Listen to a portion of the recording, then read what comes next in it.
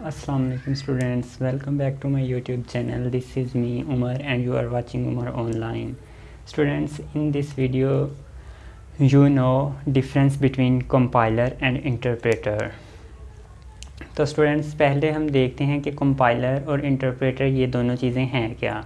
Students, हम जब भी कोई प्रोग्राम लिखते हैं तो उसे हम हाई लेवल लैंग्वेज में लिखते हैं जिसे सोर्स कोड बोलते हैं, लेकिन कंप्यूटर में हाई लेवल लैंग्वेज को अंडरस्टैंड नहीं करता। कंप्यूटर में हमें प्रोग्राम एंटर करने के लिए उसे ट्रांसलेट करना होता है, उसके लिए हमें ट्रांसलेटर चाहिए होते हैं और ये दोनों ट्रांसलेटर्स ही हैं जो हमारे सोर्स कोड को ऑब्जेक्ट कोड में चेंज करते हैं। सोर्स कोड जो हम लिखते हैं एंड ऑब्जेक्ट कोड जो ट्रांसलेट हुआ होता है, हमारे लिखा हुआ सोर्स कोड वो ट्रांसलेट होता है, देन ऑब्जेक्ट कोड कहलाता है वो।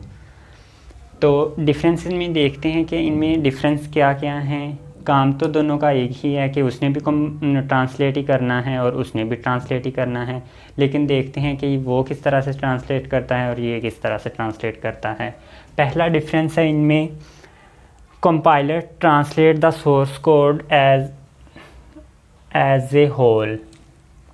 कंपाइलर जो है वो सोर्स कोड को एज ए होल ट्रांसलेट करेगा, जबकि जो इंटरप्रेटर है वो स्टेटमेंट बाय स्टेटमेंट ट्रांसलेट करेगा हमारे सोर्स कोड को। सेकंड डिफरेंस इनमें है कि जब कंपाइलर सोर्स कोड को ट्रांसलेट करेगा देन ये एक ऑब्जेक्ट फाइल को क्रिएट कर देगा, जबकि interpreter does not create an object file while translating the source code.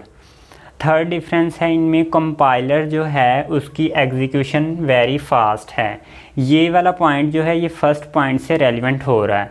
क्योंकि इस एग्जीक्यूशन वेरी फास्ट है। एग्जीक्यूशन फास्ट क्यों है? इसने जो है सोर्स कोड को एज ए होल ट्रांसलेट करना है, इसलिए उसकी एग्जीक्यूशन भी फास्ट होगी, जबकि इसकी एग्जीक्यूशन स्लो है। स्लो क्यों है? इसने स्टेटमेंट बाय स्टेटमेंट करना है, यानी स्टेप बाय स्टेप इसने एग्जीक्यूट करना है, इसलिए टाइम लगेगा और एग्जीक्यूशन स्लो होगी। फोर्थ डिफरेंस इनमें देख लें, कंपाइलर जो है वो सिर्फ एक ही दफ़ा प्रोग्राम को ट्रांसलेट करेगा और जो इंटरप्रेटर है वो प्रोग्राम को जब भी हम उसे रन करेंगे उसने तब उसे ट्रांसलेट करना ही करना है। ठीक है, अब इनमें से कंपाइलर जो है, कंपाइलर अगर कोई हमारे सोर्स कोड में एरर है तो कंपाइलर के ज़रिए उस एरर को फाइंड करना वेरी डिफ़िकल्ट है। क्यों डिफ़िकल्ट है? इसने एज ए होल उसे कंपाइल कर देना है, इसने नहीं बताना कि एरर कहाँ पे है, इसलिए हमें एरर ढूंढने के लिए सारे प्रोग्राम को, वो सारे ब्लॉक को दोबारा से पढ़ना पड़ेगा और फिर उसमें से हमें एरर फाइंड होगी। जबकि जो इंटरप्रेटर है उसमें से एरर फाइंड करना ईजी है। क्यों? स्टेटमेंट बाय स्टेटमेंट एग्जीक्यूशन हो रही है और जहाँ पे एरर होगी वहाँ पे इंटरप्रेटर ने प्रोग्राम को रोक देना है और हमें पता चल जाएगा कि एरर यहाँ पे है और हम उसे रिमूव कर लेंगे। लास्ट डिफरेंस है, mostly high level languages use compiler. Compiler जो है वो ज़्यादा यूज़ होता है, जबकि इंटरप्रेटर कुछ हाई लेवल लैंग्वेजेस ही इंटरप्रेटर को यूज़ करती हैं।